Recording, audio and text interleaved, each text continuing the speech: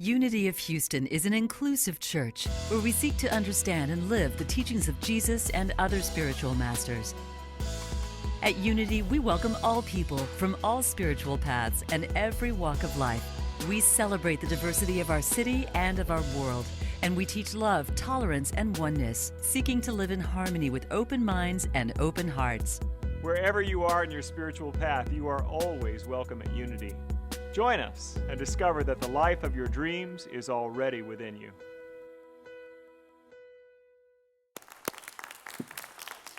Wow. Thank you, Julia. Thank you, singers. Thank you, Unity Band. This is different.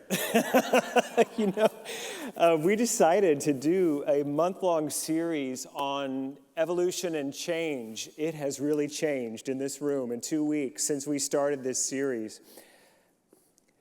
Yeah, that's the whole point that we were wanting to do this series is because our world changes so quickly and things are so uncertain. Where do we stand? That we wanted to do this series, just give us some spiritual tools and practices to help us manage the changes of life and the world. And then everything has changed seemingly overnight.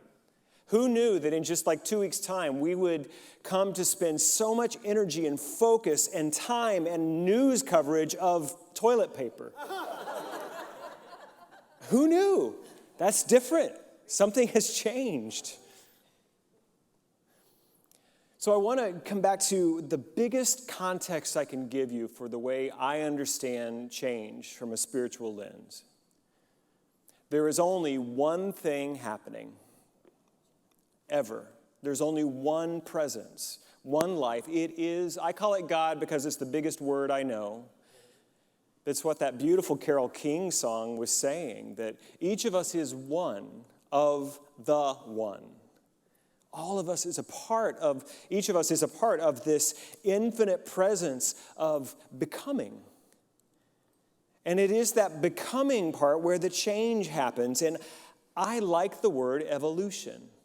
That something is wanting to not just change, but change for a higher, for a better, for a more complex but agentic way of being in the world. That as we rise the spiral of evolution, we become better, we become more available, more powerful to make change in the world, in our own world, and to receive a greater and greater experience of the one, as it is witnessed to us in a grandbaby's face looking up at us from our arms, and our four-leggeds, our little dogs and cats. As we look out on the world, we can see that one shining back to us.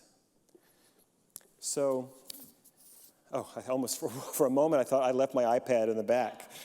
I was going to have to do a take two.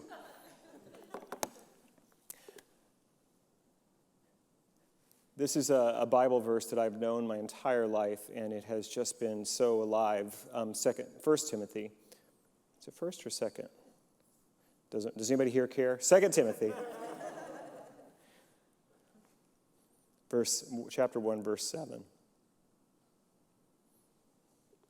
God has not given to us a spirit of fear, but of power and love and a sound mind.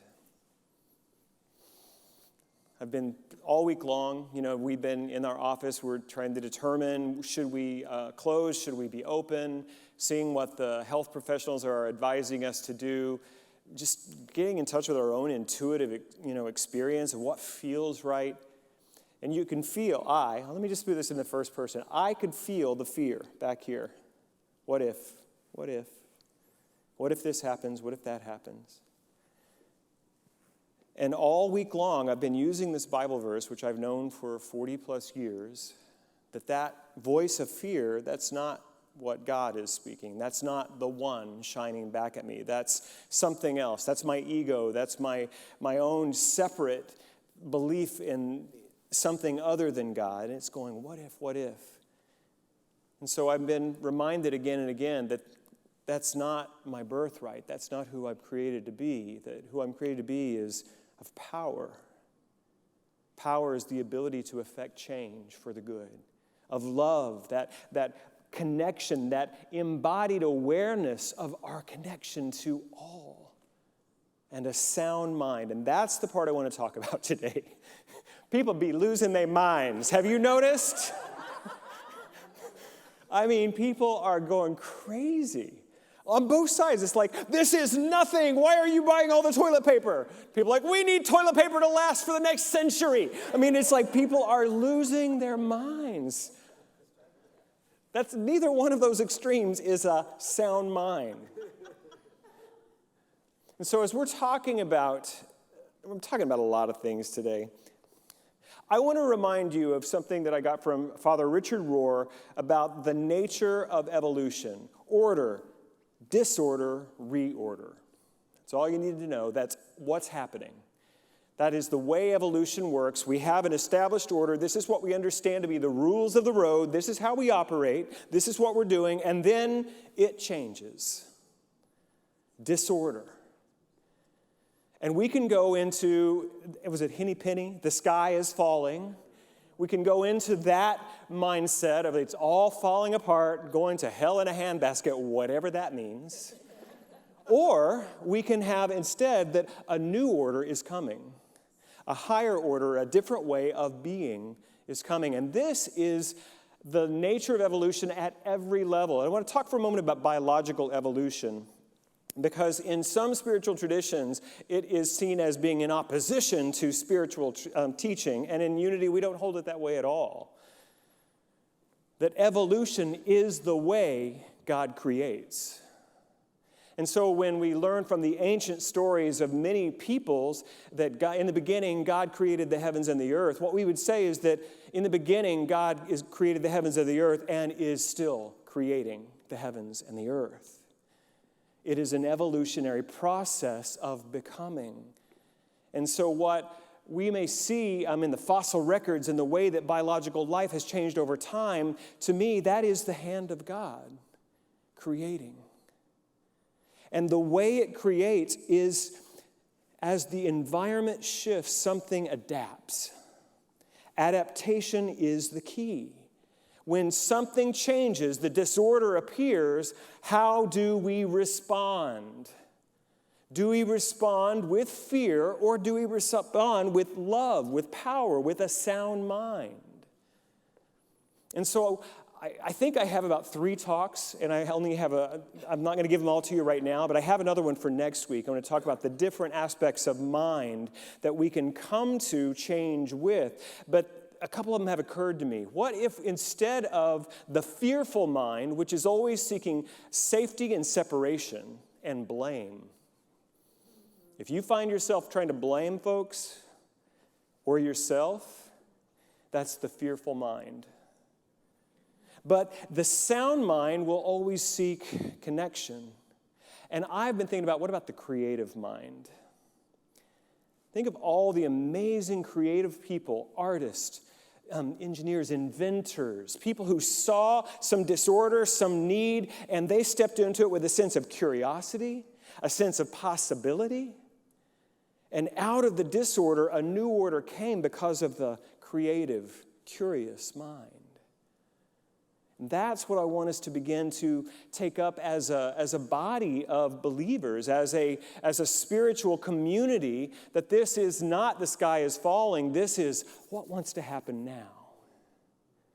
What's here for us? And I'll tell you, we've had to be creative this week because since I became senior minister at this church 2.5 years ago, I've been saying, well, we just need to connect, we just need to be in community, let's love each other, and now social distancing. Don't get within 6 feet of anybody, but let's love each other. I mean, how do you do that? Well, hello, Facebook. Thank you. I just checked. We had over 300 people connecting right now. And I think we would have had more. That's cool. It feels a bit like a smattering of applause. I want to thank our live studio audience today. We have an amazing group. We have some of our board here. We have some of our ministers, amazing folks, prayer partners. Gosh, I love you. I could name every one of them. And our incredible music team. Thank you all so much. But we want to keep this sense of physical safety. And right now, we are being advised by people who know the way these things move through populations that we need to do this. There has been a big debate among ministers in our tradition around it. Well, you're just giving into fear if you close your services. No, we're not. This is from love. This decision we have made to change our programming is our sound mind. Lorna Joyce, one of our choir members, she saw this metaphor and she shared it with me on Friday. So if you're going down the freeway in Houston, imagine that the freeway's moving, there's no traffic, and you're moving, and then an emergency vehicle, an ambulance comes up behind you with its siren on and its lights flashing. Well, you could just go, I'm not going to buy into fear. I'm going to focus on my good. I'm going to keep going. I'm not sick. I don't need to go to the hospital. Why would I need to respond to that? But if you move over, it allows the care to go where needed to those who need it. And that's why we have closed our services, so that we will slow the procession of this virus through populations, and that those who need care will receive care when needed. And there's no fear in that. And there's no buying into negativity with that. We are recognizing that we share this space of evolution with one called the COVID-19 coronavirus. And if you ever doubted that we are one biosphere all connected, well, we're all connected. And this is a beautiful exempling of that. It's showing us we are all part of something bigger than ourselves, and my decisions impact others. I don't even know if I was planning on talking about that. Let me see what I was going to talk about. But I do want to speak to uncertainty. Because I love that idea of order, disorder, reorder, but in the disorder place, it's like, where do I even put my feet? What is solid ground? How do I even make my calendar for the week? And I really don't know next week how this is going to be. How do we deal with uncertainty? Now, the egoic mind and the fearful mind will figure it out and come up with all sorts of interesting plans, making sense where there is no sense to be made yet, just making stuff up. What I'm going to invite us to do instead is we look to a spiritual reality in uncertainty. We go to God. And we become comfortable with our discomfort at the level of condition. That we don't have it all figured out, and that's okay. We're going to move in trust. This is something that spiritual people have been asking and working on for millennia. In the Western spiritual traditions, Judaism, Christianity, and Islam, we owe so much to the ancient Jewish people who wrestled with these same kind of questions of fear and love and power and how does it all work together in the times of disorder. And I was brought that there's a verse that I wasn't remembering where it was from. I knew it was a psalm, but it's Psalm 46:1. God is our place of safety, giving us strength, always here to help us in times of trouble. In the King James, an ever-present help in times of trouble. Isn't that beautiful? It's poetry. The verse goes on to say, the earth may fall apart. The mountains may fall into the middle of the sea, but we will not be afraid. The waters of the sea may roar and foam. The mountains may shake when the waters rise. Are they talking about climate change? But we will not be afraid. God's blessings are like a river. They will fill the city of God with joy. That city is the holy place where the Most High God lives. Poetry. Nourishment for a soul in disorder is to read words like this from ancient people who said, I will not be afraid when the mountains shake, because my faith, my assurance is in a higher reality. It's interesting, this is only 11 verses, this psalm, and 2 of them repeat. Verse 7 and 11, they say the exact same words. The Lord who rules over all is with us. The God of Jacob is like a fort to us. It's interesting language, and we can't quite get all the context of that because we didn't grow up in that culture. But I love the idea that we wouldn't think of it in terms of a hierarchy or ruling over, but you might think of it as the source of all power and all good. God, as the all-powerful, is with us. And the God of Jacob, and I could do a whole sermon on the Jacob story. Man, so much power there, talking about where the human and the divine meet. But the God of Jacob is like a fort, a fortress, a refuge. And so two things emerge for me in this verse, which the psalmist thought was so important, he put it in there twice, is that God is power and God is protection. God is power, God is protection. If we are going to emerge from disorder into order, we will need power, spiritual power, community power. Power to change systems, power to change our own way of being so that we can step into that higher place. And I'm not embarrassed or ashamed to admit that sometimes I need protection. Not from any evil force out in the world, but from my own separate mind. From my own thought of separation and dis-ease. My own thought of something's going to get me. That's what I need protection from. And God is like a refuge.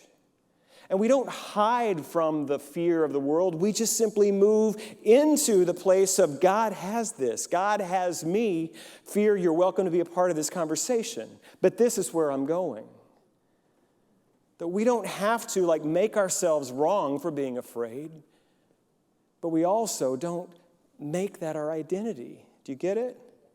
That God is power, God is protection. God is power, God is protection.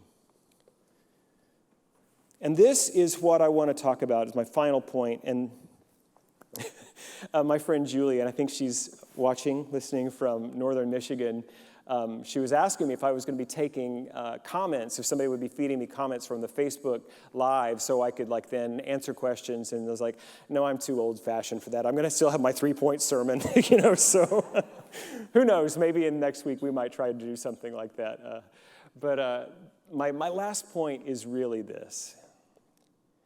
Every single one of the one is in an evolution. There's an evolutionary edge happening.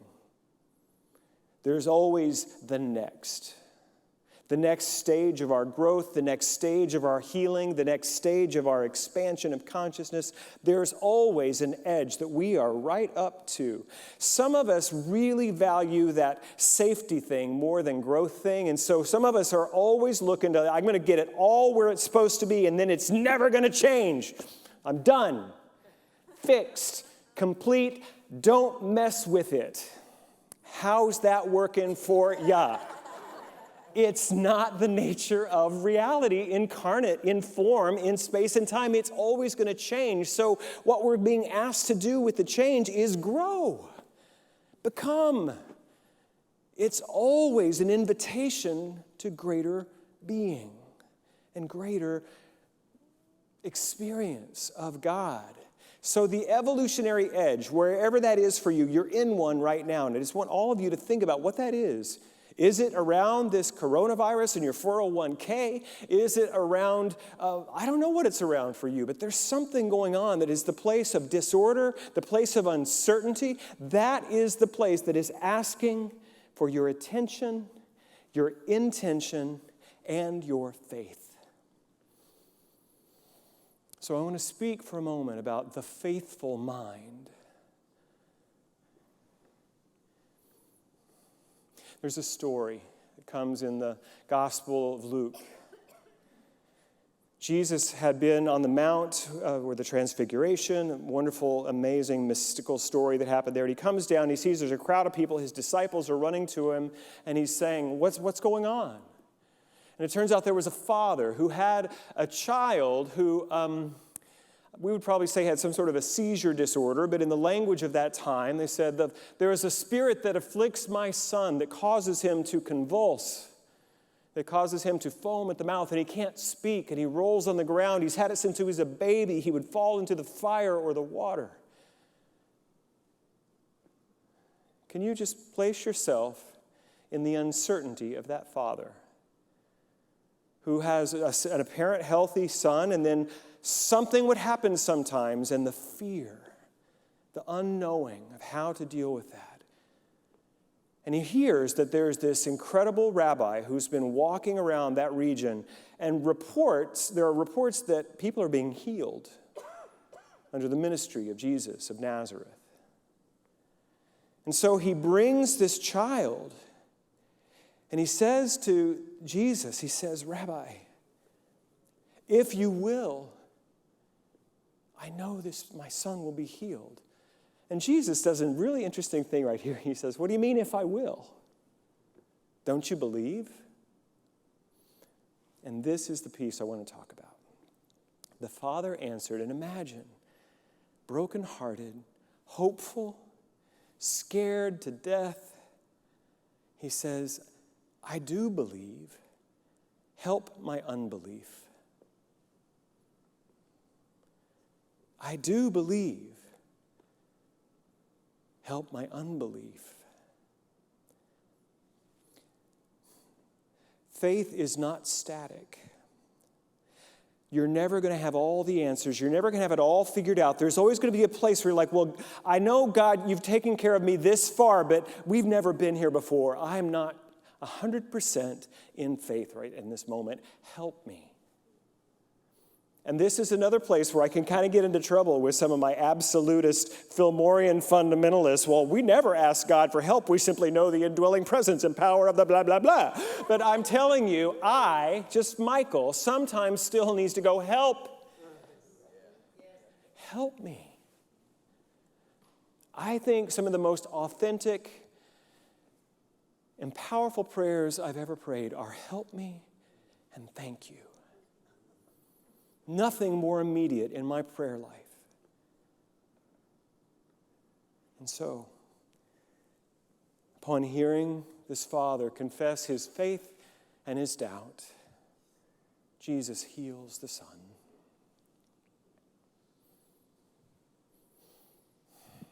The disciples later came to him and said, "Why couldn't we do this?"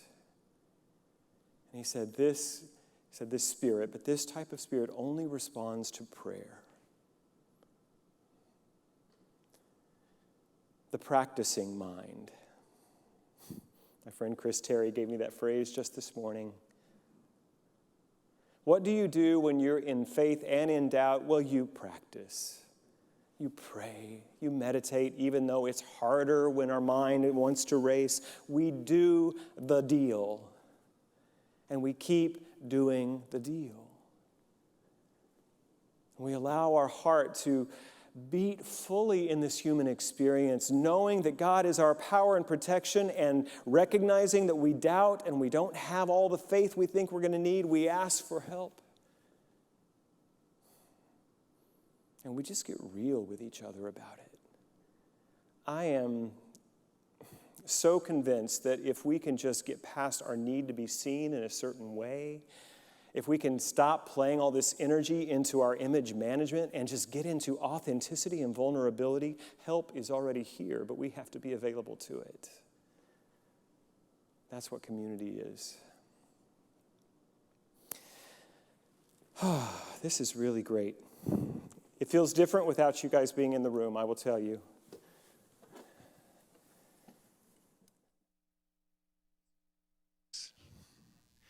When I'm in a place of doubt and uncertainty. Johandi, I think I need the piano mic on, please. Sometimes I will just go to my piano and I will sit and I will let my hands fall upon the keys and just see what wants to be expressed here. It was about 10 years ago, I was in one of those moments of disorder and not knowing. I knew something was going to happen. I didn't know what. I didn't know how it was going to work out. And so I had, as Ernest Holmes says, we can demonstrate our truth despite our doubts and fears. I had my doubts and fears going on. And I remembered that story I just told you about the Father and Jesus of Nazareth and that idea of help my unbelief. And sitting at my piano, this is what came through. Help me to believe I am whole. Help me to believe all is well. Help me to believe I am more than I can see. I just began to sing that over and over again. And I felt something begin to move in my heart. That I didn't have to have all the answers to move into that place of power. I could actually just begin to take the simple steps that were right in front of me to practice the things I knew, my prayer, my meditation, and trust. And it would all be okay. And as I was thinking about this yesterday, feeling that this is the little song, little chorus that wanted to be sung, I thought, what if we made this the collective? Help us to believe we are whole. Help us to believe all is well. Help us to believe we are more than we can see. I invite you to close your eyes and join me in prayer. Help us to believe. In this moment, we remember wholeness. Help us to believe that all is truly well. Help us to believe we are more than we can see. In this moment, I speak my word of truth for this nation, for this world that is in the midst of this health challenge. I know that solutions are all around us, that health and well-being, that healing modalities are being revealed all around us, that we are truly whole and healthy. And we hold those who are in the hardest part of this, those who have contracted the virus, who in the acute stage, and we simply know for them that Spirit is no less present.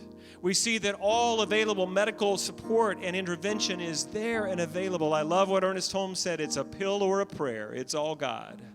But we know wholeness. Those of us who are virus-free, I see a sense of protection around us, that we are able to move through our lives wisely, making choices around contact and being safe. And there is a spiritual protection around us as well. I speak a word of well-being for this entire community, this Unity of Houston spiritual community, those of us who are I usually said those of us who are here and those who are joining online, but most of us are online today, and those who are not. I have a sense of our connection. I speak a word of love, of connection, of power, that we find what we need to move us through this individually and collectively. We truly know that all is well. Help us to believe we are whole. Help us to believe all is well. Help us to believe we are more than we can see. And so it is. Amen. Thank you for watching this message today. I'd like to invite you to join us in person here on campus at Unity of Houston for Sunday morning or Wednesday evening services. If you can't be with us here on our campus, you can still join us live on Facebook or on our website, unityhouston.org, Sunday mornings at 11 a.m. Central.